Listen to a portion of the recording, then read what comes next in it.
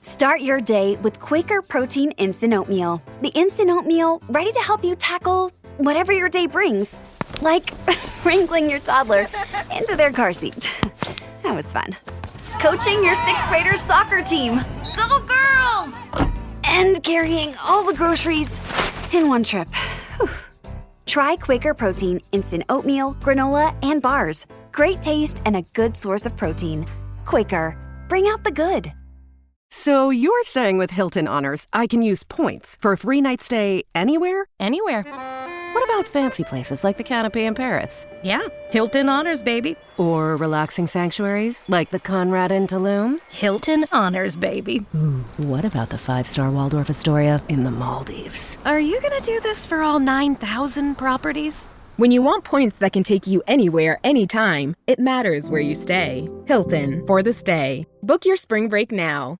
Good things come in fours, like ukulele strings, boy band members, and PayPal Pay in 4. No fees, no interest, no impact on your credit score. Just the flexibility to pay the way that works for you. Strum it, hum it, pay it in 4. Download the PayPal app to get started. Subject to approval. Learn more at paypal.com/payin4. PayPal Inc. NMLS 910457.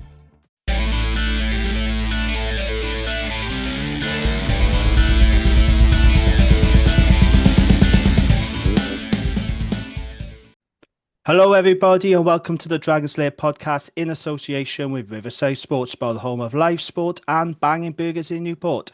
With me as always, Gavin Thomas and Gav Leclerc. Hello gentlemen, how are we? Very well. All good. Dragons are still massive, so living life. Haha. What a weekend it's been though. Dragons won. We got 2 Gwent clubs in the semi-finals of Super Rugby Cymru. Newport County won. Massive result. Up the county. Bobby Camera went from 0 to hero again. Massive win. We're not safe just yet, mind. No. They got a job to do against Barrow next weekend. That's the game we would want last game of the season, though, isn't it? Yeah, I mean, I wish they were in a better position where we didn't have to leave it to the last day of the season, but massive win. Well done to the county. So, yeah, it's been a pretty good sporting weekend, I have to say. I've enjoyed it. Right, let's get straight into it. News desk. So, Dragons have announced a new signing. And this is the one we know about. It's the signing of New Zealand back row Terrell Patea. So the 25-year-old can play across the back row and has previously played for Northland in New Zealand's NPC, where he was named Forward of the Year in 2025. He's also played for Auckland and Manawatu and the New England Free Jacks in USA. And Patea is our second new signing after Anzelo Tuatavuki. So, yeah, this was the play we spoke about, if you remember, a few weeks ago. This is who Wales Online said was the Aaron Wainwright replacement. Although Philo did say this week that he's not a like-for-like replacement for Waino, which I thought was quite interesting. So, yeah, that deal is now done. How do we feel about this one, Gareth? Let's come to you. Yeah, I think, look, there's no replacing Waino, so we do need to park that. And I think we mentioned before, we don't know a lot about this guy. He's not played Super Rugby, even though he's in the blue squad down there. But Philo and Dale have both coached him previously. I think if you've coached someone, you're only bringing in them back into your environment if you know they're going to add something. So I think we've got to show a bit of faith in the coaches there. They got recruitment like last year. If they both know him, that's good. And I did like what Philo said about him. He likes to whack people, which will go down well at Rodney Parade. I love that. And yeah, it sounds like he's going to be a good fit culture-wise, which I think we can see this season. Culture is important in rugby, and it's helped transform us. So, yeah, pleased to see the signing, and welcome to the Dragons. Looking forward to seeing him go next season. He's big and athletic, so hopefully he can kick on and prove himself. Yeah, absolutely. Gavin, what about you? So this is not a big name. I don't think supporters will have heard of him before. Waino is irreplaceable. There's no doubt in that. But we have to trust the coaches on this one, don't we? And he looks a pretty decent player from the highlights reel. Do you remember, Jamie, 2 years ago, you and I talking happily about the arrival of an abrasive Polynesian back rower known to Philo? Do you remember that conversation? I do, yeah. And, other than Gareth seeing him in Waitrose or wherever it was, and one friendly performance, we didn't get an awful lot out of him. Look, I'm being slightly flippant, but Slightly. slightly. Right. But, on paper, yeah, looks solid. He's no way no replacement. A bloke who hasn't played Super Rugby isn't replacing probably the form back row in Britain at the minute. So no, he isn't replacing him. But he brings the qualities we want. Physicality, athleticism. So who knows? But yeah, at the minute I am sat on the fence, Mm, looking at the yeah. vague shape in the field who I don't quite recognise, but might be Solomon Fanaki. Pontypool legend, Solomon Pontypool Falaki. legend, Let's yeah. not forget he was Pontypool Wait, legend. Waitrose legend, Solomon Fanaki. Was it Waitrose or was No, it Tesco's? it was Sainsbury's. Sainsbury's. I'm not Sorry. quite at a Waitrose level, sadly. With regards to the recruitment so far, do you feel like I do that it's been a bit low key? Because Yeah. we've signed two players that we've never heard of. And now I'm not saying they won't be good players, and we do have to trust the coaches on this one. Yeah, well, Because NEC we hadn't really heard of, and we were a bit, an hour in about him, and he's turned into, a quality player. But I'm not really blown out of my socks, is Yeah. how I would But describe it. even then, with Anisi last year, he'd had a good season in Super Rugby. I was quite excited when he was signed. I think a lot of our, the players we signed were international class, and we did, even Wyn Jones being a Lion, to the drop off this season. There's a lot of things that can affect recruitment. I'm sure the WRU mess won't be helping, but you think we've improved, but we do need to kick on. We're still 14th, and we're looking at finishing 14th or 15th really in the league. And okay, we're having a great run in Europe, but we do still need some more quality. And I would like to be signing players that maybe I've heard of. At the minute, they're not bums on seats players, are they? No one's going to buy a ticket because of these. But No. at the same time, I do think looking at them, and I think the winger will add to us. Yeah, he looks quality, and Patea looks quality as well. I think what we need as fans, just as fans right now, we need someone where we go, oh wow, yeah, because Yeah. we haven't had that, have we? We haven't Yeah. had that, even with, we were really keen on Shane Lewis Hughes, Jamie, but it wasn't an all wow moment. no, it wasn't. And Shane Lewis Hughes is not a household name, really. I know he's a Welsh international, but the guys we're signing are not really household Yeah. names, are they? But that, like I said, that doesn't mean that they won't be very good. To be No. fair, Levi Douglas was not a household name, and I can remember some Dragons fans dismissing him as a journeyman, which I thought was a bit harsh. Yeah, Now, it's okay, true. he has been through a lot of clubs, to be fair, but how good has Levi Douglas been? Rob Hunt's not a household name. No. Best overseas signing we've made. And Ollie Burrows has done well. I don't think there's an issue with recruitment per se. I just think, as fans, it would be really nice to have someone where we go, oh yeah, that's a coup. Yeah. Because I think if we're getting those players, then I think we're a different club then, aren't we? Because at the minute we are having to do that money ball stuff. This is a bloke who's half the cost of a player similar to him, and we can mold him into something better, and that's great. But wouldn't it be great just to have someone go, that's an excellent player? Yeah, I And think there's no discussion about it because we all know how excellent he is. I think you're spot on, Gav. Like I've had now random people, walking the dog and stuff who go, "Oh, the Dragons had a good win, didn't they?" And people want to talk about the Dragons because there's that little bit of success going on. And you think if you sign, a relatively big signing, it gives other people going, "Oh, have you seen who the Dragons have signed?" People will go over.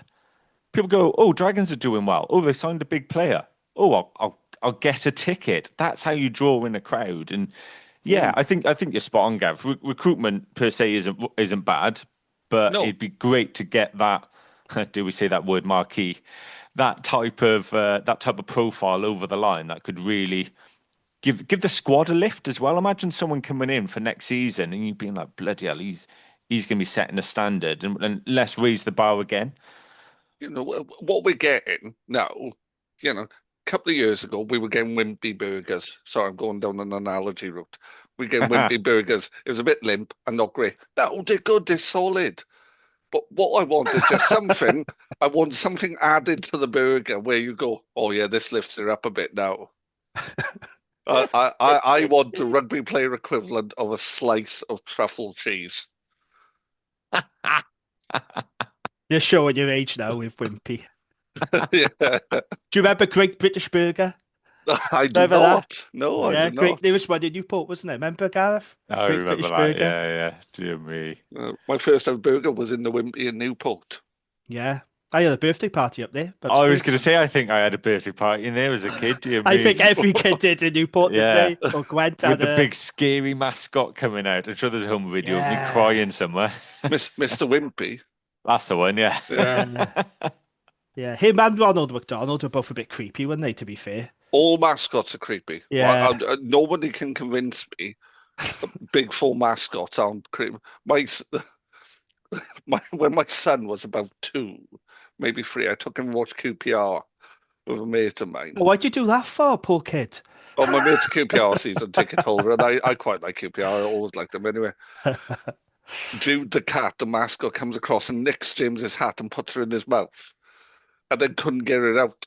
And I just hear this voice come from inside the mascot go, bruv, help me out, get the hat out. Oh, dear.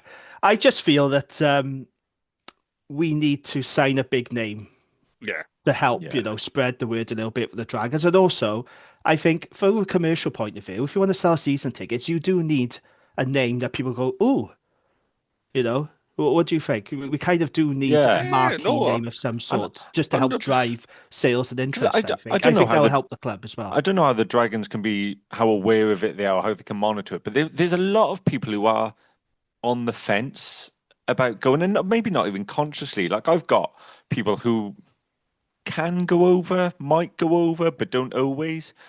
You put a big name in that side, then it just makes that decision for them easier to go over. Look, I'm going regardless. Like, let's be honest. But you can add a lot more to the gate, and hopefully get a return on your investment, really. And I think for the squad, it would be a good lift to have quality come through the door who are like, look, guys, I'm a winner. We're here to win games and win things. I think that we need that. Just somebody established that, I'm not saying the person who's never watched rugby in their life knows about, but the typical Welsh sports fan, a name where they would go, oh, I know who that is. Yeah. No, that's fair enough. Speaking of signings, in news that's not been officially confirmed yet by the Dragons, RGC coach John Callard confirmed on S4C yesterday that hot prospect Kyle Parry has signed for the Dragons. So this kid has been tearing it up in Super Rugby Cymru this season. He looks really, really good. The 20-year-old has made more line breaks than any other player in the SRC, and he scored his 14th try of the season yesterday. You might have seen that I put up on our socials the try he scored against Ebervale this season. Yeah, class. Wonderful. Sorry about that, Gav, but that was a wonderful try. Very rapid, highly rated, very similar to Rio Dyer. He's definitely got the Rio Dyer-esque feel about him, isn't he? The way he spots a gap, isn't it? Yeah, absolutely. Lovely feet. Yeah, he's very highly rated by a lot of people in the SRC. So, like I said, that's not officially confirmed yet, but John Callard did confirm to S4C that he's on the way to Dragons. So I'm excited about that signing. Now, I think this is one for the future. I don't see him coming in and playing 10, 15 games for the Dragons next season. He'll probably play for Newport or maybe Pontypool, but I think that's a good player to get in, into the environment and on the books, because he's got pace, this kid. Have you seen him? Have any of you actually seen clips of him? I've seen clips of him playing for RGC, and he's a snipey, kind of quick on his feet player, everything I've seen. Defensively, I haven't seen anything yet, so I don't know what he's like under high ball, and I don't know what he's like in defence, but, that will come out in the wash. And that's the kind of player I think we need to be signing, but we need to be signing that kind of player alongside more established players. Yeah, I think, off the back, it's a different end of the spectrum to where we're talking about signing top players. But I think this is how you build a competitive squad by bringing in exciting youngsters who are going to fight for their chance. And I think, you bring them in and look, if you've got 2 years probably to try and show that you're up to it. And if not, this should be the next cab off the rank who's young and hungry. And that's how it works. I think there's probably a couple of our players who aren't going to be there next season, who have had a few years, maybe not quite made it to the level required. And now the next youngster's hot on their heels and coming in. And that helps build a competitive squad, doesn't it? So, yeah. What I don't want to happen, though, is what we've done with some other younger players, is put them in a bit earlier than perhaps they should have. Yeah, I think all the regions have had to do that, though, because of budget constraints. It's not ideal. One thing I will say, we'll come on to it in Gwent Rugby Round-up. It was really good to see Owen Conker make his return for Everton. He's been out injured for a long time. I'm a really big fan of this kid, and I want him to kick on. Big old boy, isn't he? He's a big boy, really good ball carrier. Yeah, I really like the look of him. But he's had wretched luck with injury, same as Harry Rees-Weldon. I really like the look of him again. Just a wretched luck with injury. Really struggled with injury this season. Yeah. They have. It's a shame, but I was really pleased to see Owen make his return to the field. It's great news. Yeah, good stuff. Meanwhile, over on Instagram, Ewan Rosser announced his retirement from professional rugby, which the Dragons haven't confirmed. But he wrote on his Instagram that he has retired and he's now a protection insurance advisor for a company called True Life Financial.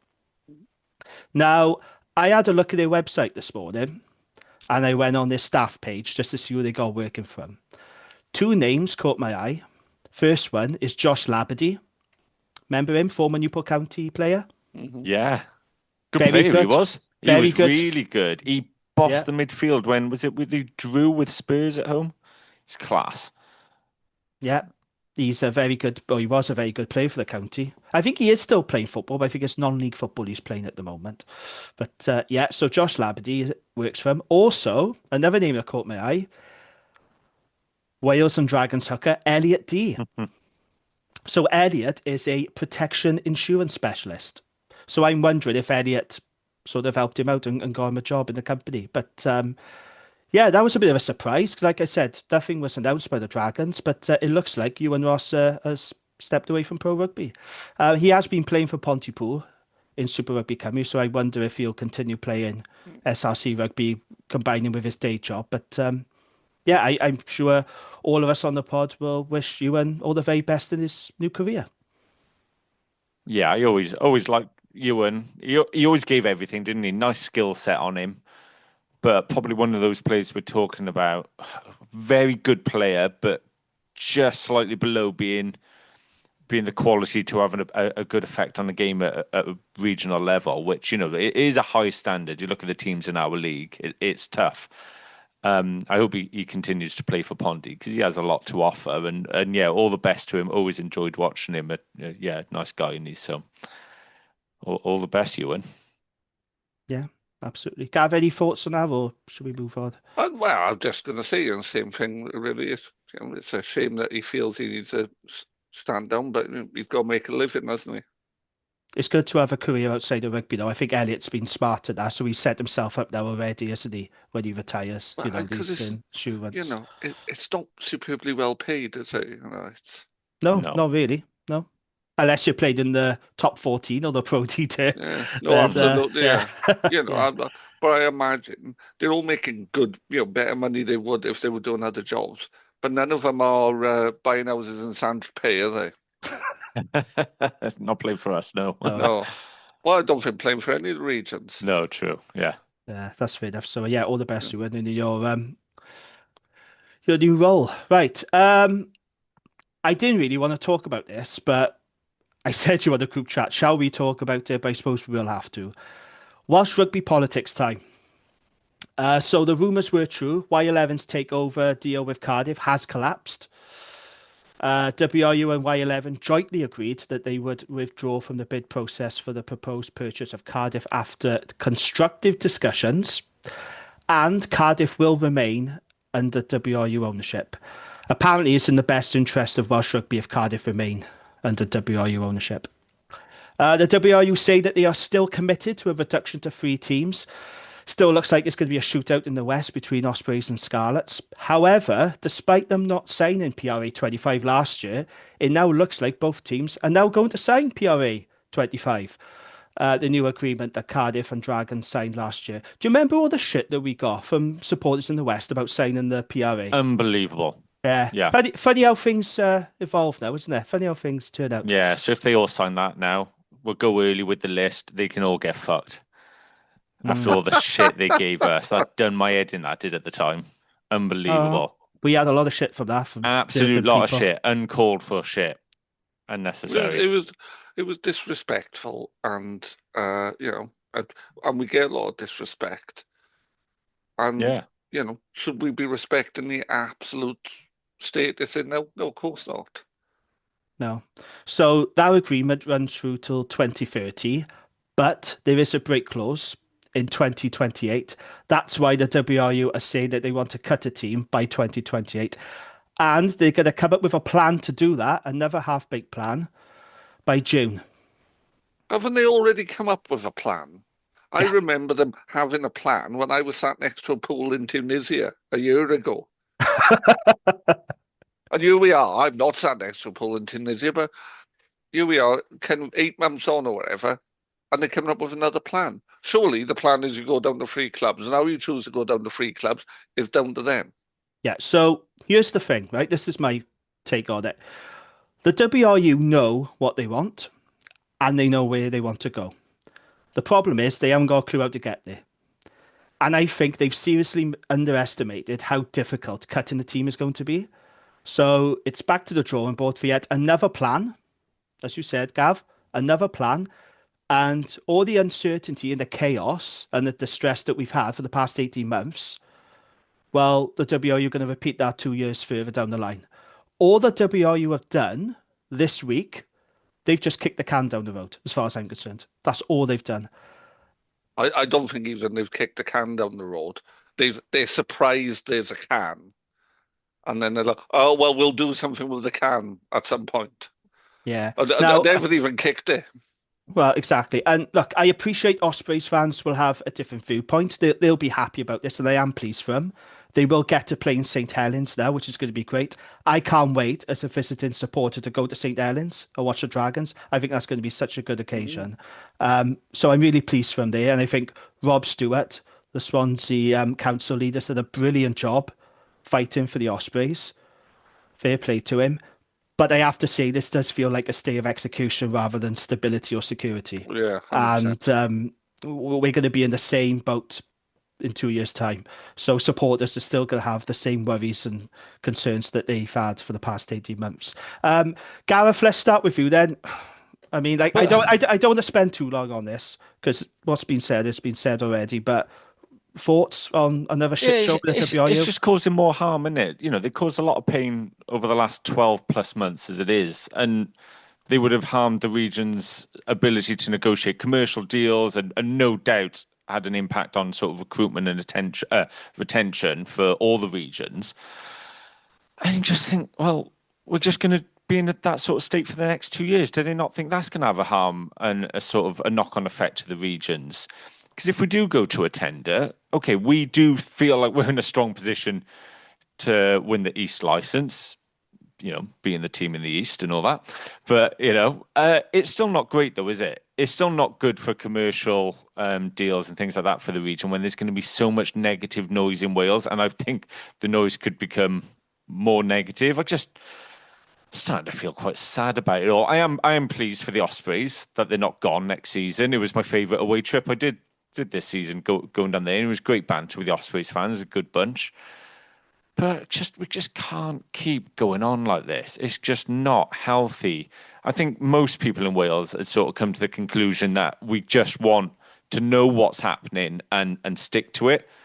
And you just think, well, kicking the can down the road was people's last option. But you do think if we can stick at 4 teams for the next 2 years, what could we change in those 2 years to make 4 sustainable in the long run? But, you know, well, you need more money. That's it. How do we attract more money? Yeah. In those 2 years, how do we attract more money? What can we do to fund the game? Where can we cut other costs and things? But we don't know a if lot we of play in detail. the English league, it'll miraculously be brilliant, and all of it will be fixed. Yeah. Well, a lot of people on social media believe that, though, don't they? Yeah, a lot of people on social media believe that us and Cardiff are in the east and Swansea's in the central region. So so Yeah. Yeah. Did you It's did you just a see struggle. that? Did you see that video on social media from BBC? They're interviewing Abby Tierney, and they say to her, "Were there any Yeah. sticking points?" In talks between Y11 and WRU, and she said, "No, there wasn't any sticking points, but they couldn't reach an agreement." Now, I'm not an expert on this sort of thing, but if you couldn't reach an agreement, surely they were sticking points. There had to Yeah. be sticking points, didn't there? If you couldn't agree on a deal, there had to be sticking points. I don't want to be mean, right? Because Abby Tierney has had a lot of abuse. And I'm very conscious of Yeah. that, and she's going through her own health issues now. But I'm sorry to say, I think she's so far out of her depth. She is out of her depth, Abby. I'm sorry. She does not come across well in the It's come to that interviews. point, isn't it? We are Yeah. like, oh, we wanted you to drive change and sort of because the WRU have been a shambles for a long time before she joined post. Oh God, yeah. But she hasn't changed anything. We don't now have trust in the WRU, and that should have been her first focus is rebuilding trust. And if anything, she's eroded what little trust was left.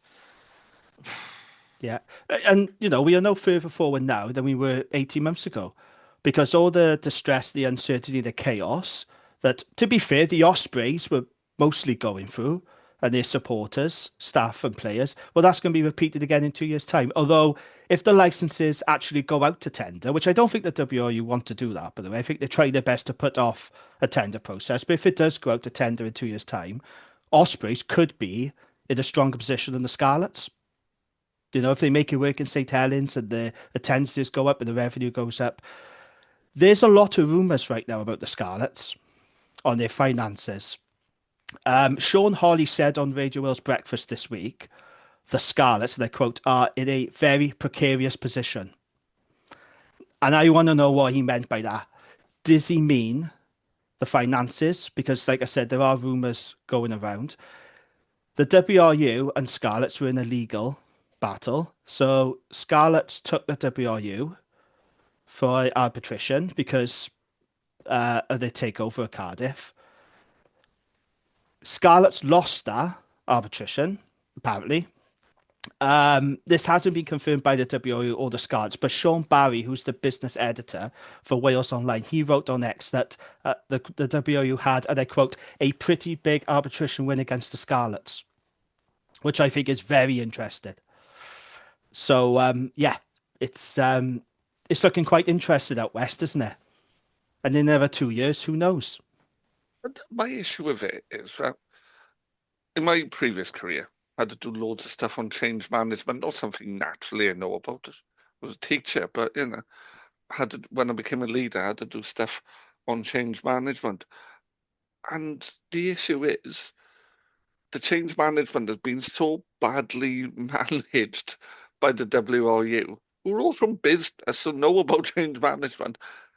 Yeah, it's like, well, we know where the road we want to go, but we have no idea what the road looks like. Well, surely That's basically what they're saying, yeah. Yeah, and surely the first thing you do is work out the route to where you're going, rather than work out where you're going. And they're hoping for a consensus, the WRU. They keep saying, oh, hopefully, we can come to a consensus. They're not going to reach a consensus because Ospreys and Scarlets don't want to merge. They've made that clear. Nobody is going to, say, oh, yeah, cut us. Turkeys don't vote for Christmas. They're not going to get a consensus, are they?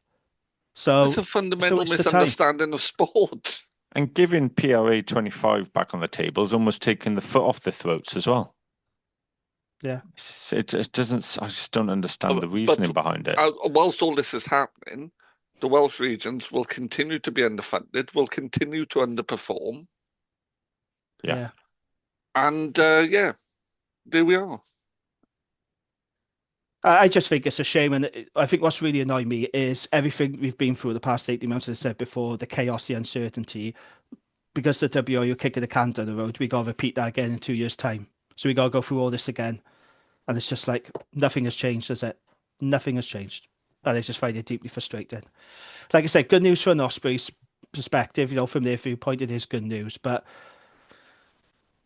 we're still none the wiser, are we? But we're still none the wiser about who the remaining teams are going to be or what competition we're going to play in, because the URC contract, it's a rolling contract, but that does end in 2028. So there's a lot of theories around, are the WRU trying to get the teams in an Anglo-Welsh? But What? I mean, we'd be trying. £13 million a license. Well, I don't know how it's going to work. I mean, it's a pipe dream we've been chasing for the past 25 years, isn't it? Because any team can, I think it's 30 million, might be 9 million, whatever it is. It's coming up as a franchise type thing, I think in 2028 for the Prem. But you've got to pay that license. Unless WRU and RFU can compromise some sort of deal. I don't know, but these are the kind of things, all these rumours online, that's the kind of thing that's being talked about. So, yeah, watch your space. I don't have anything else to say about it, really. Like I say, I just think the WRU have kicked the can down the road, personally. Yeah, so that's where I stand on it. Just absolutely clueless. Like I said, they know what they want. They know their destination, but they just don't know how to get there, do they? And in the meantime, it's players, staff and supporters who suffer. So we'll go through it all again in 2 years' time. But we are going to have 4 teams, for now, at least. So, there is that. Right, let's move on then to Friday night. Dragons away to Zebre. It was the rematch. And it was a close one. It was far too close for comfort. It was not a good game, it's fair to say. It was a tough watch.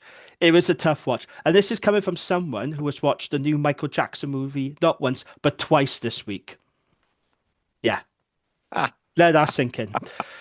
Di Richards scored in the 82nd minute to break Zebra's hearts and give Dragons a much-needed away win. It finished Zebra 18, Dragons 19. So, for context, it was Dragons' first URC away win since April 2022, and it was the first away win outside of Wales since October 2021.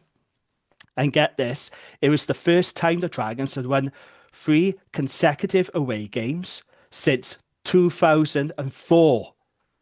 Over 20 years. We're taken back, the Dragons to win 3 consecutive away games. So in 2004, March to April, they beat Munster, Edinburgh and Connacht.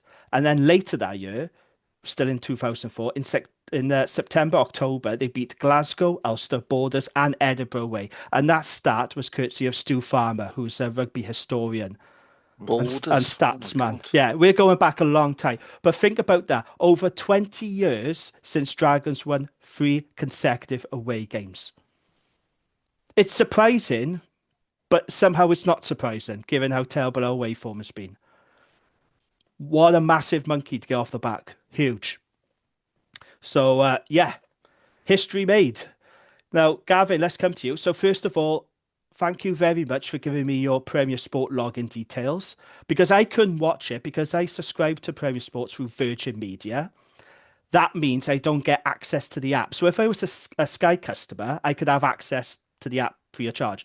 Virgin don't offer that service. So it was streaming only on the app. I have no way of watching it because it wasn't being shown on Premier Sports TV channel. So thank you very much, Gav, for allowing me to use the login details. And I thought we'd both be able to do it at once, but turned out we couldn't. No, so I watched it yesterday. I'm not going to lie, I did feel bad, me watch it and you not being able to. You were logged in, it made sense.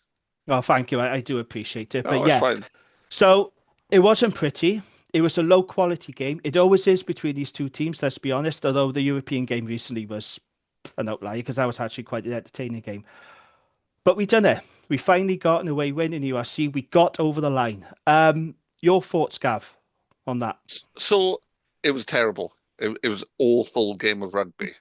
It was the visual equivalent of porridge with no flavour in it. It was absolutely awful and quite lumpy. But we won. So in the end, you swallow that, don't you? But there were some interesting things that came out of it for me. So, earlier in the season, we were quite critical of coaches. We've come back and said, they've improved. I was quite critical of Tinas de Beer. I kind of said, he's fine. He's not. I've really, really warmed to him, and he's an interesting kind of player because he plays on the gain line so much. He's done wonders for our centres. I think Nyren has flourished with him because Nyren was doing so little because he was just getting really poor ball, and now it's turned Nyren into a great player, which he already was, but he's doing it consistently. Yeah. So, I thought, and it was a great game for Tinas de Beer. It was everything you loved about him. The distribution, the physicality, the kicks, all of it was just there for me. So it was great. That was really interesting. Dylan Lewis, in my head, proved to be the player I always thought he was. But people have said to me, oh, he's great at breakdown. I never really saw it. I was really impressed with him at breakdown on Friday. He slowed the ball down a lot. He got around. He still can't scrummage, but no, like his work around the field, I was really pleased with. I thought Thomas Young had a great game. He did, yeah. Again, just really combative at the breakdown in a different way than Bedell is, but we've kind of missed that. And I think he's got better as the season's gone on. And it's quite interesting. So 2 of our tries scored by our wingers. But both those tries was created by work in the centre and by Tinas de Beer. It's the work of our centres is making our wingers look quite effective at the minute. Yeah. Because they're creating the space, they're creating the overlap. And I think both Di and Ewan, Jared, had a decent game of rugby. But I think they were made to look very good by the players who were creating space from. But that's inside pass by Thomas Young. Yeah, very Nice. good. For Jared's try was excellent. Created by Tina sitting a really flat pass. But then it was just so nice. And Jared, there was a saunter in for him, wasn't there? Yeah, speaking of passes, though, Tinas' flicked pass to Di Richards for the match-winning try. Can we actually take time to appreciate that not only is Tinas brilliant, he's playing with a broken hand? Can we just remember that? Absolutely. He's playing with a broken hand, and he was amazing again, and he was rightly named player of the match. He was so good, Tinas. I love him. I absolutely love him. You two were doubtful. You two were like, I said you should have faith. I said that. I'll admit. I do want another 10, though. Oh, yeah, I do. But I want another 10, a bit like what I've said this before, like when Bigger and Anscombe were the Welsh shotguns. You've got the one who'll do all the gnarly stuff, and then one will come on against tiring legs, throw a ridiculous dummy, and run 60 metres. Yeah. And I know Tinas has got that in his locker as well, but, he's been class, hasn't he? Fair play. So good.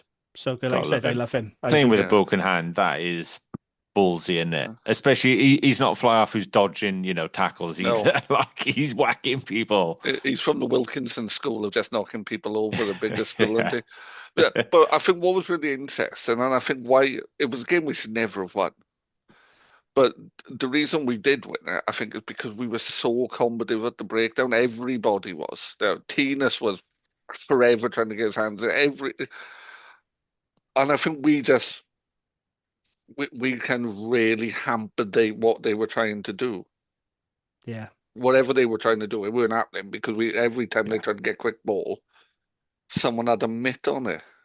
Yeah, I think our breakdown work and our defence really kept us in that game. And a lot of people were saying that we were the better team and we deserved it. And if you look at the stats, mind, it's very one-sided in favour of the Dragons. But I can't help feeling we were very lucky and very fortunate to come away with a win. We got a couple of ref decisions that I think did us a massive favour. There's the tackle by Paya. I know. I know the one, yeah. Yeah, he's dipping, but he smacked him square on the top of the head. And he was lucky not to get away with, lucky not to get caught for that. Yeah, but there was one ref decision. Maybe you know why this was, Gav. So Thomas Young pulled off a perfectly executed turnover. Referee gave a penalty. I couldn't hear what the explanation was. I had no idea why, because like I said, it was a perfectly executed Thomas Young turnover. And I think it's Alan Quinlan on commentary. It sounded like him. Even he said, that's harsh. I don't know what that was for. That looked perfectly good to me. Do you understand why that was? So my understanding of what he was, what the ref signalled was it wasn't clear breakaway from the tackle and then into the thing. That's what it looked like he'd Oh, that's signalled. harsh. Oh, that was really harsh, though, wasn't it? I think that was harsh. I thought it was a brilliant turnover. And I think another ref just lets that go, if I'm honest. Yeah, yeah. You know. But we got on the wrong side of the ref, though, didn't we? In that first half in particular, we were giving away a lot of penalties, particularly at the mall. But yeah, this was not a good performance, but it's a win. It was a win. And, you know, as Are we on the Dragons bounce, isn't fans, it? as Dragons fans, you can never turn your nose up at a win, no matter how ugly it is. So, Gareth, Angus after the game said this: I'm proud of how we fought until the very last minute. That's 2 of the last 4 games we have won with the last play, and that shows the character and grit of this team. Now, Angus has got a good point here, isn't he? Because let's be honest, we don't usually win games like that. Like Leinster do that, Munster, other good teams do that. You know, they don't play well, but they're able to come up with something in the last play. It's very un-Dragons like, but it does show the character in this team. Things do seem to be changing on that front, don't they? Yeah, and that's why you've got to love this team, isn't it? There is that belief and the confidence within the side. The thing is, we've done it, we've got it over the line, and that belief ever since that Lyon game has just shot through the squad and just backing ourselves.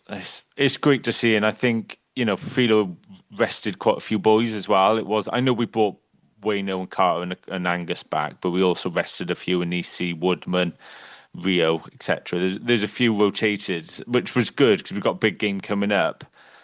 But we had enough quality to go on and win it, and getting 3 away wins on the bounce. That's just absolutely what it's not easy to go and win away. I'm really pleased with that, and it was good. I didn't get to watch it Friday night. I had a works conference, but I kept up to date with the scores. Appreciate that as well, Jamie. And was pleased to see we win. So I watched it very hungover on Saturday, and yeah, it wasn't the best thing I've ever watched, being hungover. But knowing that we had won, it made it a bit more palatable. And I guess there's a couple of things I like about us as well. Just apart from just how much we dig in and we do fight for everything, is okay. I think we lack a little bit of invention behind, but we do get our best ball carriers on the ball. We get Wayno on the ball a lot. I think Payer is having a lot of involvements, and he just, takes his one big step and just whacks into someone. He did butcher that one opportunity, though, didn't he? Yeah, we did butcher that, to be fair. But do you know what? I watched it and I didn't really bother watching that bit again because I was like, well, I know we go on to win. I was like, it's fine, whatever. But yeah, we did butcher it. But we do get our best players on the ball, so there's parts of our attack that I do like. You mentioned Dylan Lewis, Gav. I thought, yeah, he looked pretty good, and I like his work around the park. I thought in the majority of the game, the scrum held up. It was fine against a fairly average scrum, I think. Yeah, I thought, well, it held up better than when we played there in the cup, because I think it went to pieces a bit there. So, yeah, I think pretty happy with it. Well, very happy with it. We've got an away win in the league. I wanted us to get those league points. I felt we needed them as well to, give more of a true reflection of how we've been this season. And I think we've got a real good bit of competition now going into to Sunday. But yeah, happy days. Another Dragons win. We are massive, and it's just the norm, isn't it? It's never victory pod. It's classic. Just stacking them up, didn't we? You didn't do one for over a year, and now they're raining like confetti. Last week was a shock that we had lost for a change. I don't think it was.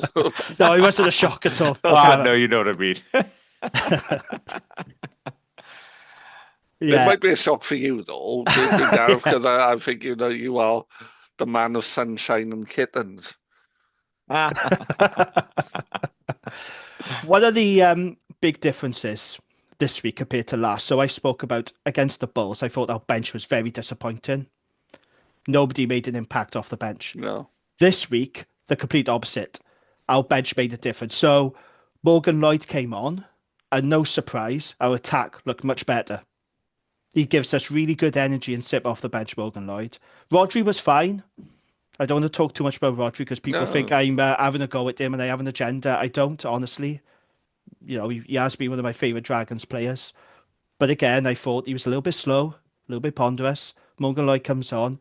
The attack looks sharper. We create more opportunities. There's a bit more speed, a bit more urgency. I tell you who I thought was really, really good off the bench was Matthew Screech. He carried really well. Yeah. I thought Screechy, to be fair to Physical, him, wasn't he? he was. He looked well up for it. He had an excellent outing off the bench. I thought Elliot D was good. I really like now Brody starting and Elliot coming on. Just to have that experience, I think that's really good. I think I prefer it to D starting and Brody on the bench. I don't think that works quite as well. I quite like having Brody on, emptying the tank for like 50 minutes, and then bringing on the international experience of Elliot. I think that Yeah. works really well for us. Do you think as well? Sorry to jump in, Jimmy. We mentioned Screech coming on to well. It's the competition we've bred in the second row. Like if he Yeah. doesn't come on and perform, well, when are you next involved, mate? Like you're not getting back in. He had to have an impact, and I think that's where the signings have helped us as well. Our current players have had to step up. Competition. Competition. Yeah, competition. It's all about competition. Yeah. It's obvious. Competition. If you don't have competition, you get complacent, don't you? Because there's no. This is the problem that Sam Davis had when he was with us. He had no competition at 10. Yeah. So he got a little bit complacent. Performances dipped. I like Sam Davis a lot. I was a big fan of his, but because he had Yeah, I no like Sam. competition, he did go through a bit of a rut because he had no one pushing for his place. So Yeah. I think as a squad, this is what the coaches need to do. They need to create that competition. They need to create that depth in that environment to make players push for their places. But it's obvious, though, isn't it? That's the way it should be, surely. But I don't feel like it's been that way still at the hadn't had Dragons. it. Yeah, No, we'd not no. had it for so long, so it's nice to see now, and it has made a noticeable difference. Yeah, absolutely. That was a tough game, mind, on Friday night. Now, Gareth, you was very confident that, it was going to be easier than the semi-final. I said it wasn't. I think me and you, Gavin, we predicted to win by 3 points, didn't we? Yeah. We said it was going to be a tight game, and we won by just 1 point. Zebra were well up for that game. I think the first 25 minutes, mind, they were putting in some massive hits. There was one big hit on Levi. There was a double hit, and even Levi looked a little bit dazed. They were well up for it. They wanted their revenge. Philo had said a few times in the week, didn't he? About they said when we left, like, Yeah. we look forward to you coming back, and he kept alluding to them being like, we're going to have you. They were up for it. They were really up for it. It was a difficult first half. Like I said, we butchered some opportunities, should have pulled ahead, but they were physical. They created a lot of problems with their speed of attack and their line defence. When they scored first in the second half, I thought this is going to be very difficult for us now because they had the momentum and we're chasing the game again. And I think it was 79 minutes where Thomas Young got held up over the line. And I thought, that's it, that was gone. Yeah, no, when I watched it, you're like, oh God, yeah, you could see. Yeah, we showed so much patience to get into the Zebra 22. We were going through a load of phases. They were giving away penalties under pressure. Thomas Young gets held up over the line just after 79 minutes. And I put on the group chat, didn't I, Gareth? I think I said, that's it now. It's done. I could not see a way back. But it was a goal line dropout. I'm thinking, yeah, but this will be it now. And what really impressed me was the patience that we shown to work our way up to the Zebra 22, to get into that red zone and score the winning try. Because, again, that's just something you don't see with the Dragons. How many times have you seen that happen when we've had a chance to win, but then we do something stupid, like we throw a missed pass, ball going to the floor, we get turned over. I thought we lost it. I thought we bolted up, and it really impressed me that we showed so much patience and maturity, actually, to stay in it and to get over the line. And when Di Richards went over the line, I jumped off my sofa screaming. And I'm thinking, hang on now, this is a bottom of the table clash here. Do you know what I mean? But I was absolutely delighted when he went over. Wow. It was a great, when you watched it live, it was a really good, but I mean, we had a penalty advantage anyway, but the flick from Tinas, that for me was the cream, the cherry on the cake. Do you know what I mean? It was so good. It was so good. And he really deserved this player of the match. Like I said, I thought he was outstanding, but But I said, we just don't win games like that. It was very un-Dragons-like, and that's what's impressing me. We There looked is something composed, didn't we, different. that last Yeah, minute? we didn't panic. We did not panic. Yeah. And it would have been very easy to, get a bit wild, but we were just going through the phases and making yards. We basically went 50 meters up the field, didn't we, from when we Yeah. first started with the ball? We, like I said, the patience that we showed Yeah. to work our way. We didn't do anything stupid. Yeah. And this is the Dragons we're talking about because this has happened. Yeah. No, but in the past, as we well know, I'm not saying that to be funny. In the past, they have been No, I know. stupid Yeah. and they haven't got the experience of snatching games like that. Yeah. Because this is what teams like Leinster and Munster do. How many times have we seen it where they haven't been very good, but they snatch it, don't they? You know? Because they got experience of doing that. And I hope that this experience will really help us going forward now. That if we're in the same situation again, where we're chasing a game, time's running out, we don't panic, and we know what to Yeah. do. I think it'll be a really valuable learning curve for this team. It was horrible to watch, but, it was a valuable learning winning experience. ugly, that's what they call it, isn't it? Yeah. And that's fine. That's And what we better need. teams win ugly. Absolutely. So stats-wise, then, like I said, Dragons did dominate the stats. 54% possession, 60% entry. Scrum and line-out win percentages were 100%. Attack stats were pretty decent for the Dragons. 200 passes, 148 carries, 281 post-contact meters, and 5 line breaks. That's not too bad. Zebre had to do a lot of tackling, it's fair to say. They made 224 tackles. We only made 130. And our tackle completion rate was 87%. I thought our defense was pretty good. Players-wise, who were the standouts? Well, who do you think? Alan Wainwright. He just does. Alan Wainwright Wow, things. it's funny. 20 carries he made. Oh, What are we going to do? I say this now every week, but what are we going to do without Alan Wainwright when he leaves? Oh, he's going to be so missed, isn't he? Fatuli Paya had a good performance against his former club. Yeah, he did knock on over the line, didn't he? There was that try butchered, but 14 carries and he beat 5 defenders. He had a very good game. Thomas Young, he had 2 try assists. We spoke about that, Gav. He was excellent, wasn't he, Thomas Young? I feel like we're starting to see the Thomas Young that we saw at Cardiff in his prime now. Yeah. It's taken a little while. He's had moments, but I feel now, with a run of games, we are starting to see Thomas Young at his best. And that's good for us. We need that Thomas Young, what we saw at Wasps and then at Cardiff. Tina's also had a try assist, of course. That flick pass, like I said, is wonderful. Ben Carter was our top tackler, 15 tackles. He won 9 lineouts as well. Again, Ben Carter's doing Ben Carter things.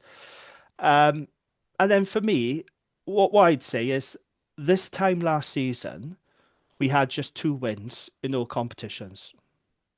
This season, so far, we now have 7 wins and 3 draws in all competitions. Oof. That is significant improvement, and it's further evidence of the strides Dragons have made this season. Absolutely. So, drama in Parma. It wasn't pretty, but the Italian job was complete.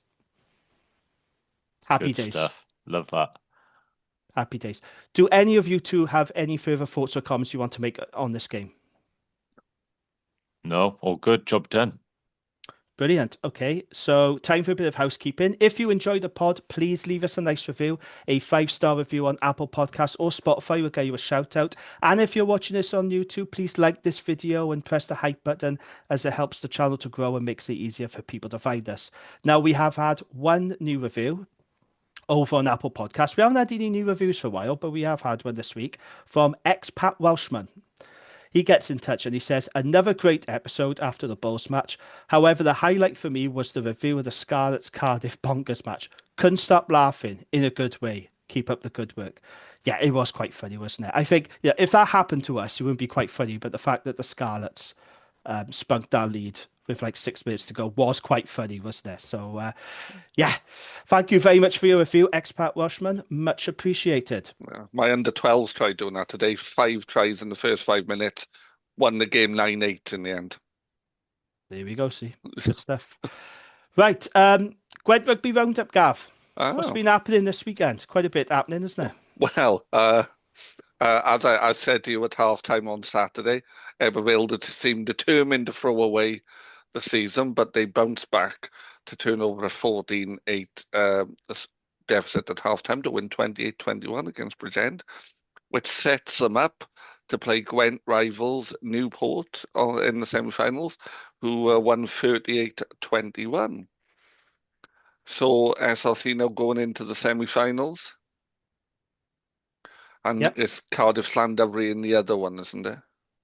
I believe so, yeah. Yeah. Cardiff, I think, are going to be very hard to stop. Yeah, this yeah. year. They've just hit it at the right point, I would say. But They have.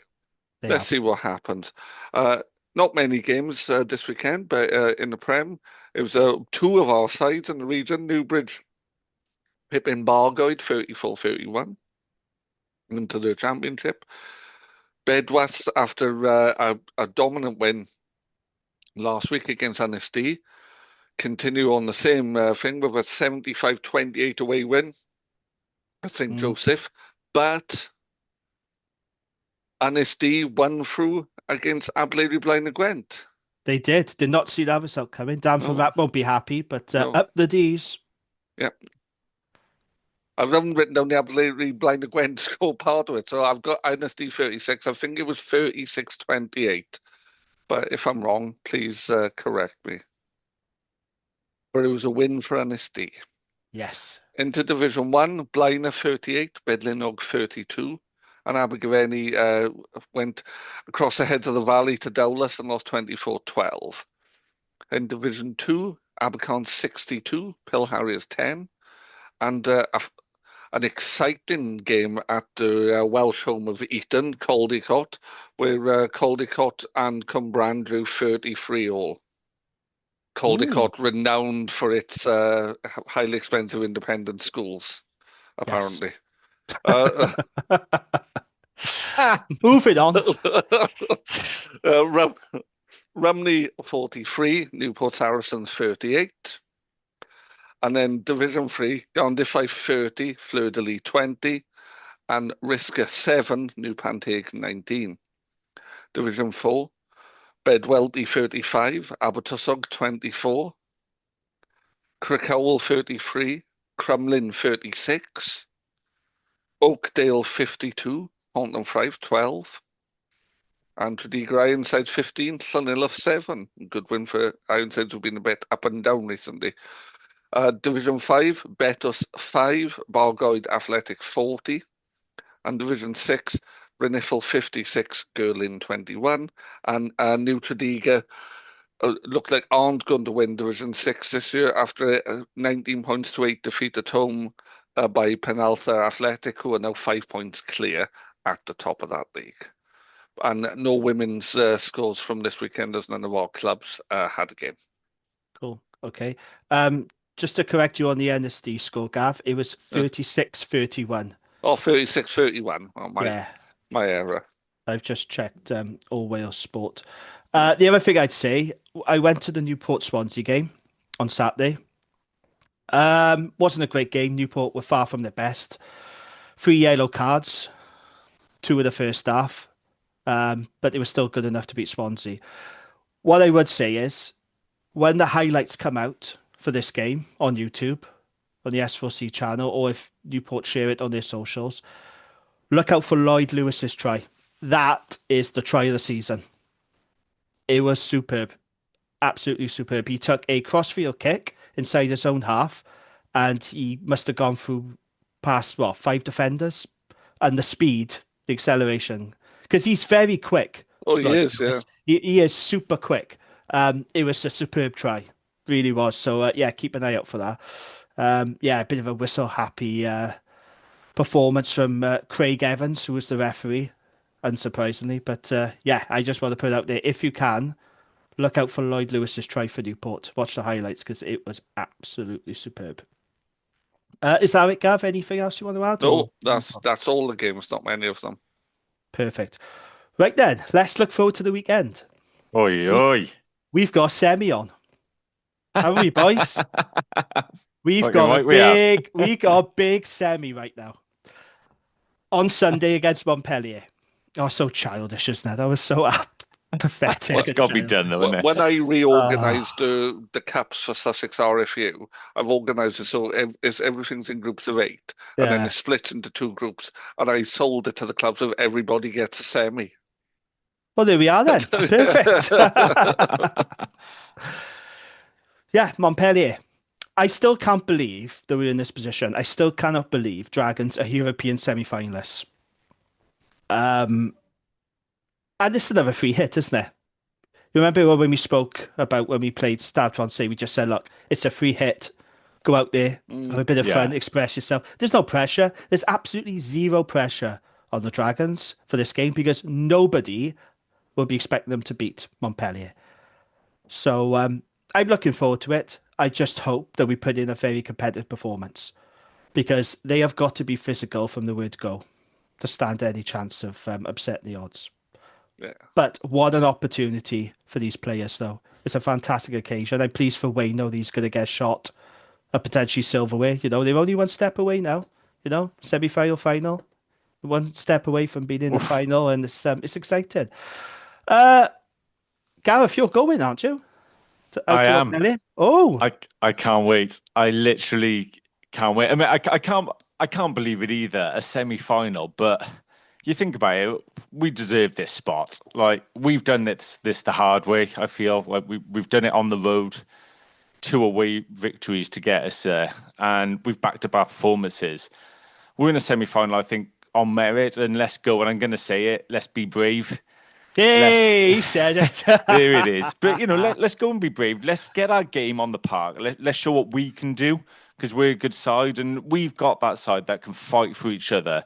And I know our side are going to go there and work their socks off. But let's not undersell it. We've got some top players in our side, quality players that deserve these big games. And I'm expecting the squad to go there really excited and let's back ourselves. I honestly, I can't wait for it. I've already booked the final off the Friday in work. So I'm backing the boys, and I think let's go there full of belief. Let's put our game on the park and let's go and do them in their backyard as well. Come on, the Dragons. We are massive, mate. Massive. Gavin, Can't he's wait. doing it again. He's doing it again, Gav. He's been licking toads. He's been doing it again. He has been on the happy pixie dust, doesn't he? You know, it's Yeah. uh, So Gareth, you do understand this is quite a steep challenge we face. Yeah, it is a huge challenge, but Okay, because the way you were talking, it sounded like they No, were no. playing kind of No, do you know what? Anis D instead of Montpellier. I'm No offense I'm to Anis D. s- I'm certainly not. yeah, I'm definitely not underestimating Montpellier. They're joint second in the top 14. They beat Yes. Bordeaux yesterday. he did. Yeah. The Montpellier are an absolutely phenomenal side, and they're probably favourites for this cup. I imagine so. I haven't looked at the odds, but what's stopping us going there and putting our game on the park and giving a good account of ourselves? We've got belief in the squad, and I believe we've got good players, and we'll go there with a good game plan. We might not be favourites, but it's going to be a hot contest, and I think we'll put our best foot forward, and that's what matters for me. I think not giving them the ball would be the best idea. I think we no, Yes. without being too flippant about it. Well, like I think- capture the ball, boy, I- and just I- don't have any ball, no game. I think we need to be quite territory based. I think we need to kick a lot. Now, Gavin, as you well know, we've been doing this pod for 3 years. How many times have we had listeners complaining about the kicking? And we even had your mate Sam Lana come on the pod to explain To explain it.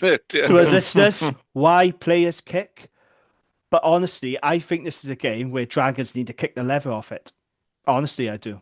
I think that's the right way to go. I think we'll see that. I think we'll see especially off set pieces. We'll see a big ball carrier like one of our centres or Wayno up the middle. You wouldn't be surprised to see Levi or someone around the corner. And then if we're not, unless we can see spaces, we'll be kicking the ball. I think we'll play smart. We're a side that can play that game though with Tinas and Angus. Oh, yeah. Yeah. We've got that. I'm really not concerned about how we're going to go there and try and implement our game. But yeah, they're a big side, isn't they? They're physical. They're going to be Yes. they're going to be they're going to Just be route about, one, yeah. aren't they? And the thing is, when you've got a side that are big and physical, a lot of matching it is attitude, and we've got the attitude in our side. Yeah, I think we're going to have to play a kick-based territory game. for this one. And I think Angus and Tinas need to be on the money with their kicking. They need to be spot on because missed kicks to touch, anything like that. Any aimless kicks or wayward kicks, they'll just run it straight back at you, and we cannot give them easy ins. Yeah. And unfortunately, we did give Zebre some easy ins on Friday night without discipline. So for me, two key areas: set piece has got to be good. Scrums, we've got to have parity up front. Oh, yeah. And also our defence need to be really good. Yeah. Which it has been. Yeah, this season. it has. But that's what it comes down to for me. Set piece, defence, and our discipline as well. Our discipline needs to be spot on. Yeah. Because that was a problem. We spoke about Zebre. We gave too many easy ins, didn't we?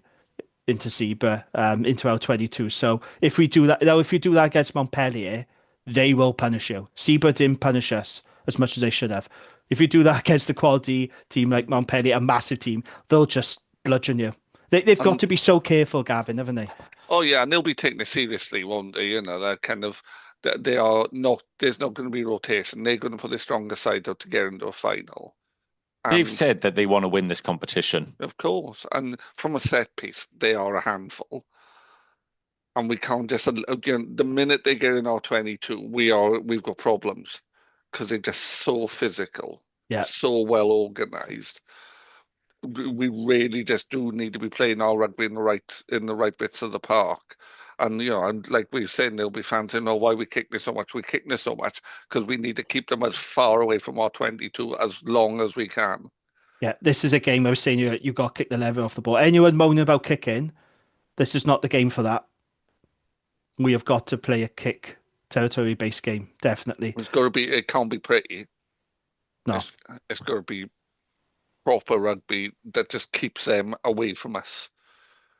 And we need to keep hold of the ball as best we can as well. It needs to be a combination of possession in the right bits of the park and territory when we haven't. But how do we trouble Montpellier? Like, what are they? I mean, I don't think we watch top 14 regular, do we? How are we going to cause them problems? It's interesting that you've just said that, because I've just having a look at the top 14 team. Montpellier have conceded the least amount of points in that league than all the other sides. So they've got the best defence in the top 14. And look at the teams that they're going and beating, like Bordeaux.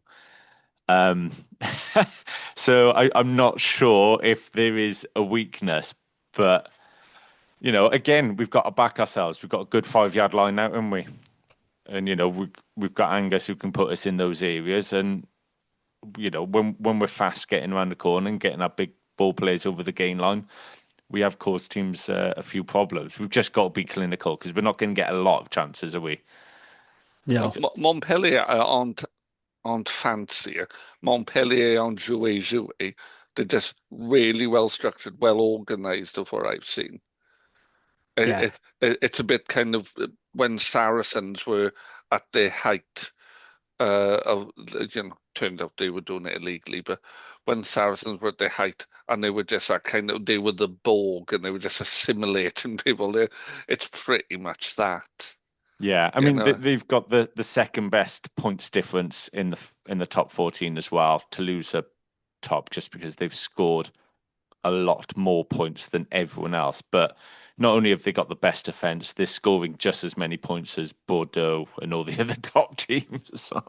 Well, this is the thing. Like, you talk about, they're going to put out the full strength squad. I don't think they will, to be honest. I don't think it'll be a weak team by any means. But whatever team they put out, it's going to be a very stiff challenge for us, isn't it? Let's be honest about that. Yeah. But I think the problem for me is I see this game going the way that the Bulls game went. So I think we'll be competitive for about 45, 50 minutes. We'll give it a really good go. But then I think we'll get tired. And I think Montpellier would just, they'll just turn on the power. They'll empty their bench. Big bastard forwards coming on. And I think that's where we really going to struggle. I do worry about the scrum. We got big bastards, don't worry. The general. But not as big as Montpellier. These guys are huge. They are really huge. And that's something that Connacht struggle with. So when I watch Montpellier Connacht, the one little bit of hope I had is Connacht lost that game because of their discipline, right? But when they started chucking the ball about and being really adventurous, when they took the game to Montpellier, they did look threatening and they did breach their defence a number of times. Because we're not going to outpower Montpellier. I can tell you that right now. We are not going to outpower them. But I do think we need to go there and show a little bit of ambition and creativity in attack and do things they aren't expecting. We do need, there are occasions, like, yes, we do need to play a smart kicking game, but I also think there are times in the game where we do need to throw caution to the wind and just be a bit adventurous. And I'm just looking at their forwards. They've got 2 Georgian props. They have Mohamed Ouas. They've got Christopher Toluafua. They've got the French hooker. Yeah. They've got Adam Beard. They've got Vunapola. Carter, he has him for breakfast, mate. Don't worry about that. Ebervale's own Billy Vunapola. Yeah. Yakuba Kamara. Big men. They are. And we've got to stand up to that. We have got to match their physicality. And that's where I think that's one area where we might be a little bit. We saw it against the Bulls. All right, I know it wasn't our full strength team. We had rotated heavily. We had. But what I'm saying is I do see a situation where we play really well for about 45, 50 minutes, but then the energy levels dip, and then Montpellier just bring on all these massive forwards, and then they're going to run away with it. I hope that's not the case, but it wouldn't surprise me. Yeah. But there's no doubt about it. From the first whistle to the last, the Dragons have really got to stand up and just match their physicality. And I'm sure we will. It's a semi-final. Like, if you're not up for it physically in a semi-final, what are you doing, mate? Like, we'll be up for it. I'm sure we're going to stand up. It's about. I agree with you, Gareth. I think it's about sustaining it, though, because I think for 40 minutes we can go blow for blow, toe to toe with them. Can we sustain it longer than that? Because if we can sustain it longer than that, that's when the opportunities will come up. And I think what we did well against Zebre about slowing the ball down continually, we have to do that. And the thing is, where they can work from slow ball as well, because they've got like heavy traffic runners. But we just need to slow it down. We need to make it not clean. We need to frustrate them from doing the things they want. Yeah, and we've become a lot better at the breakdown as well, haven't we? Partly because we do manage to stop teams and get them into phase play, but we are more dangerous at the breakdown. So we're going to need a good game there to halt their attacks and win some ball back. I think for selection-wise as well, interesting for me, who you going with in the centres? Oh, it's got to be Ivan Owen and Nisi, because they've been our best centre pairing all season, 100%. Would you have Paye on the bench, or would you put him on the wing? Yeah, you'd have him on the bench. Yeah, I think Philo will go Rio and Jared on the wings. Yeah, and I think that's probably the right choice. Team Jared's selection. Had a couple of decent games. Yes, team selection, though, you are right to point this out, Gav. That is going to be crucial. Philo has got to get this right, because I think we got to try and pick the biggest pack that we've got to stand up to him. And I think we got to get our bench selection right, because the bench is so important. Their bench, trust me, will make a big impact. Our bench needs to have a big impact as well. Every single player on that bench needs to come on and do a job. So the good news is we're not suffering with mass injuries like we were at this point last season. I think we've got pretty good. We got a clean bill of health, actually, and that's something that we don't normally have at the Dragon. So kudos to the physios. But imagine if we had Rob Hunt and Shea Hope for this game, Yeah. Scrum half, I think he'll start Rodri. And this is the type of game that could suit Rodri, actually. Yeah. In fairness, but his box kicking has got to be good. Yeah, he needs a big game. Yes, absolutely. So I got no issues if Rodri starts.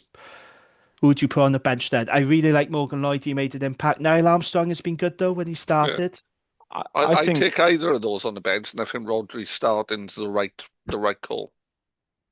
Yeah, I'd agree with that. I'd maybe nudge towards Niall on the bench just because of experience and what a big game it is. But I thought Morgan Lloyd looked all right on the weekend again. I'm doing that great thing. Show and go, didn't he? Yeah, I'm doing that thing that I said we don't normally do. When other podcasts it's a big game, though, isn't it? I think if it merits it this time. I'm just thinking off the top of my head, I would have Martinez, Brody, and I'd start. Well, Coleman is going to start, but I'd have Dylan Lewis on the bench. Second row. Agreed. Yeah, I agree with that. do you go Seb and Ben, or do you put Levi on, or do you have Levi on the bench coming off to make an impact where we might need it? That's the thing for me. Levi will definitely play in this game because I have to say I've been really impressed with Seb Davis, and he was another player, mind, that a lot of people were quite Yeah. snobby about and quite snarky when we signed him, including Cardiff fans, it must be said. They were calling him a penalty machine and all this. He's not a penalty machine. He's been really good for us. I've been He has impressed been good. Yeah. since Seb. So do you start him with Ben, or do you go with Levi straight for the off? What would I you would do? I would start with Ben and Seb, I think, and then Levi off the bench. Yeah, because you do want a bit of power off the Yeah, bench, don't you? yeah. Gareth? I'm personally I'm tempted to go with Levi and get a good 50 minutes out of him because I think he's become that important because he's such a big carrying option for us. But I wouldn't be disheartened if he's on the bench either because yeah, Seb has been good, but it was definitely out of those three.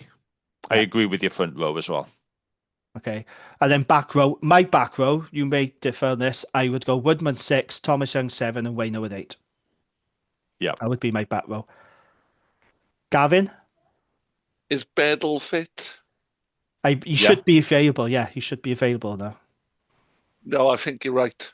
I think you're right. The right heads for this. The this game. experience of Thomas Young, and I think gets the nod over Bedell for me, just because he's got that nous around the field and he's quite calm, isn't he? But I think I would go 6-2. A 6-2 split. Ooh. That's interesting. Now, this is the type of game that you do need to do a 6-2 split. Yeah. But then your utility player would have to be someone like Di Richards then. Because he can cover the back three and he can cover centre. I don't like him in the centre. We saw what happened when he played centre against Benetton in Europe. It did not go well for him. You could still have. Oh, you can have I'd have Paella and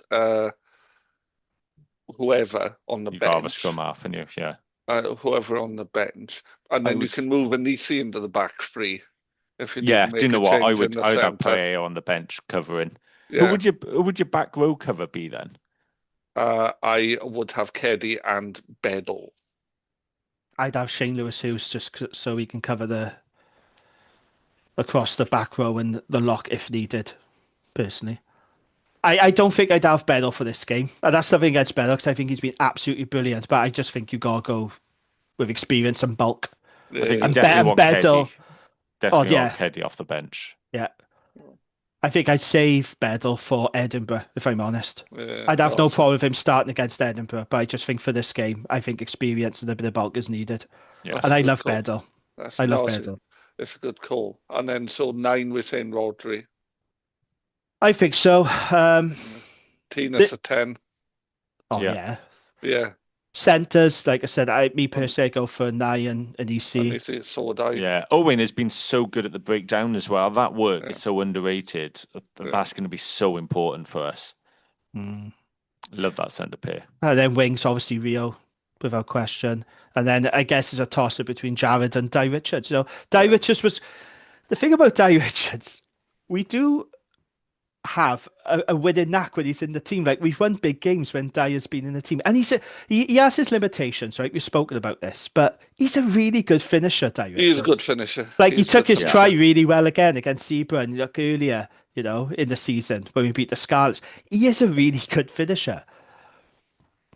They're both good going forward, aren't they? I thought Rosser was good against the Bulls. His work rate, not just that try that was chalked off, but his work rate was really good. It's hard, isn't it? I'd be happy with either of them. Obviously, Angus at 15 and that. But like you said, you could have Anisi on the wing and have Paya at 30. That's why I was questioning it, because I thought you could have Anisi on the wing and have that power just because of his size and the way that Paya can dominate a collision. And he does just offer and offer and offer. And I feel like we will need a big ball carriers there. But then are we just trying to get our best players on the pitch rather than picking a team that sort of gelled and worked? Yeah. And I've been less impressed with Anisi at wing than I have with him in the centres. Yeah, he's a very good 13 and possibly probably the best defender we've got at 13, I'd say, because he's a bit quicker than Payet, isn't he? Yeah, so the only reservation I have with Anisi on the wing is his pace. He's not really quick enough for wing for me. I think he's so much better in the centre. And his distribution he's not a flyer, is he? Better than, no. No. So I just think his distribution as well is so sorely needed in the centre. Yeah. Yeah. And then my replacement for row, hopefully Wyn Jones is available. You gotta have Wyn Jones in there for his 100%. experience. And then obviously Elliot D again, experience, Well, and Dylan Lewis. That's an experienced That's a good replacement front row. row. That's a pretty bloody good all replacement front international. row. All Yeah. international front row. All experienced, all international. I would be very happy Love with that. that. Yeah. Yeah, really like that. I think we've gone through the rest of the bench, haven't we? I think Yeah, we we've. have, yeah. Yeah. I wouldn't be Oh, surprised. see, what a size! Yeah, you see how I say, but ooh, and then you see Montpellier, so you'd be going, uh-oh. I wouldn't That's the swap difference. any of ours for them. What I was going to say is don't be surprised you see Jack Lloyd in the 23 mind. I could see Jack Lloyd being in the 23 for his versatility. Do you think? Yeah. I think we've It got would surprise me. versatility in the players that start, like with Angus covering 10. But if you're going 6-2, like Gavin is saying, Yeah, you need a player yeah. that can cover. And to be fair, he covers scrum half as well, doesn't he? As we found out. You know, Yeah. I let's be honest. I don't think that Philo pays much attention to what I say about rugby. So you know, I would doubt if he does go 6-2. But you know, It's not a bad suggestion, though, Gav. It's really not for this game. It's not a bad suggestion at all. No, it's. I'm going to be very intrigued to see the team selection because How it's good is difficult. it? Yeah, it is tough. How good is it though to have this to look forward to? You know, Yeah. our season for so many years was over by Christmas, and to be going into the weekend with the only Welsh team playing, all the focus should be on us, although it won't. Um, Yeah. and it's just nice, isn't it? Like something to really get hyped about, a trip for the supporters as well, and a chance as well for players to, you know, show why they should maybe be in the Welsh squad. These are the sort of games that get you noticed. and buy some cheese whilst you're out there, Gareth. Cheese Yeah. and wine, yeah, job done. No, you're absolutely right. And there's still a lot to play for this season because in the URC, we don't want to be the bottom Welsh region again. No. So there's an opportunity to finish above the Scots. That'll be another monkey off the back. The last time we didn't finish bottom Welsh region was Dean Ryan's first season, of course, 2019, It does give you an 2020. interest, doesn't it? Because I caught a bit of the Scarlets Bulls, and I was like, "Oh, go on, Scarlets!" Because you know, beating a No, South African don't team, and then I never was say like, that. "Oh, actually, no, fuck them Right, lot." Gareth, That's better. Fucking one-eyed ticks. I was like, "What's wrong with me?" Gareth, I'm going to ask you a question now. Would you rather win the semi-final and lose both the league games, or lose the semi-final and win both the league games? That's a good question. Oh, mate, you got to win the semi. You got to get to a final, and I would rather win the two league games. I think I would as well. I think Would I'd rather you? finish. I think I'd rather finish above the Scarlets and not be bottom team because I think that'll be a massive psychological boost. Are you saying the outcome of the final is decided, or is it just going to be what it's going to be, and we've got a shot? Because if we could win the cup, winning the cup is just better than anything, isn't it?